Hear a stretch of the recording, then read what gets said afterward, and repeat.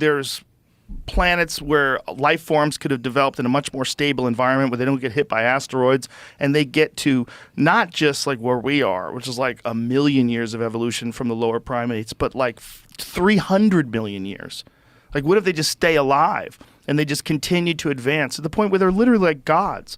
They can travel through black holes. They can transcend space and time. They can instantaneously appear in any spot in the universe they want to. The question would be, like, would they want us to know about them yet? See, or even crazier than that. I remember when we were in London, I was talking to Graham Hancock. Yeah, Graham Hancock. How great was that dinner? Oh, it was awesome. Graham Hancock and Guy Ritchie. Yeah, because I remember when he first started telling me about his theory, it was almost like he expected me to be like, shut your stupid ass. Like, he expected me to react completely negative. Right. And he was shocked that I was like listening. And I'm like, no, I want to hear what you got to say. I don't know shit. Well, right? His theory is based on asteroidal impacts. Yeah, well, his combined with Randall Carlson's. Yeah, he said he thinks that there may have already been a more developed human species that got wiped out, and they could have sent someone to another place. It's totally possible that it's anyone who can build the pyramids could build anything.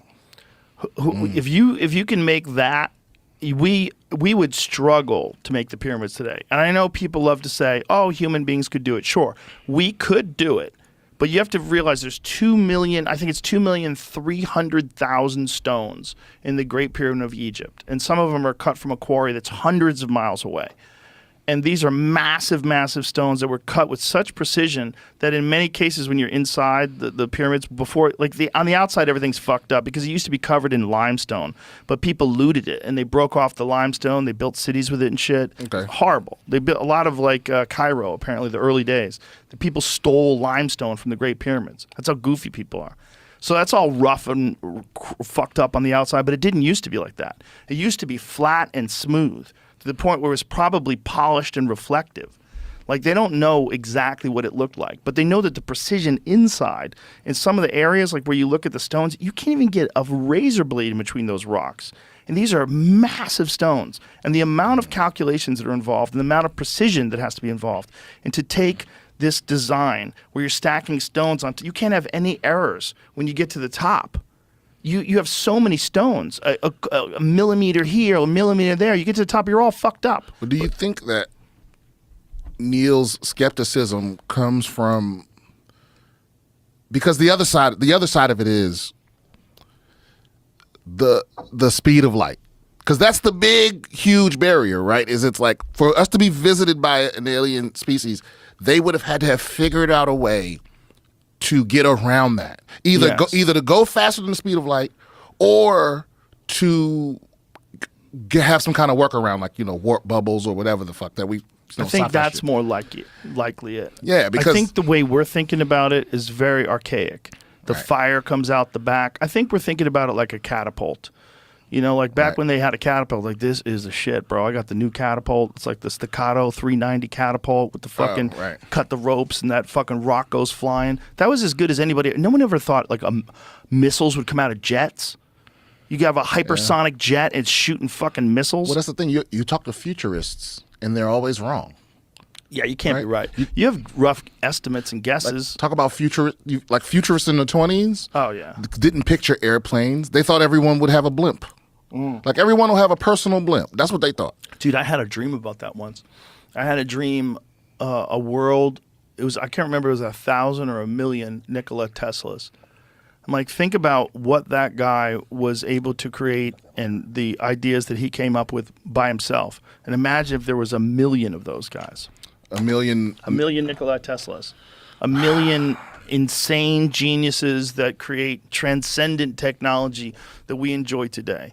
I mean, he was trying to broadcast electricity through the air and wanted to give it to people for free. But think about there's an old, I think, Voltaire quote where he says something to the effect of like, I'm less impressed with the Einstein's brain than the near certainty that, people just as intelligent are dying in sweatshops and slave fields and shit.